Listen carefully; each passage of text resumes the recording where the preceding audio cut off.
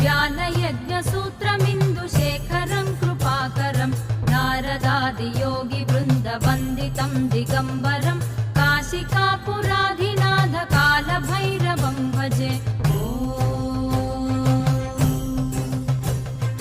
भानुकोटिभास्वरं भवाब्धितारकं परं नीलकण्ठमीप्सितार्थदायकं त्रिलोचनं कालकालमम्बुजाक्षमक्षशूलमक्षरं काशिकापुराधिनाथ कालभैरवं भजे। शूलटङ्कपाशदण्डपाणिमादिकारणं श्यामकायमादिदेवमक्षरं निरामयं भीमविक्रमं प्रभुं विचित्रताण्डवप्रियं काशिकापुराधिनाथ कालभैरवं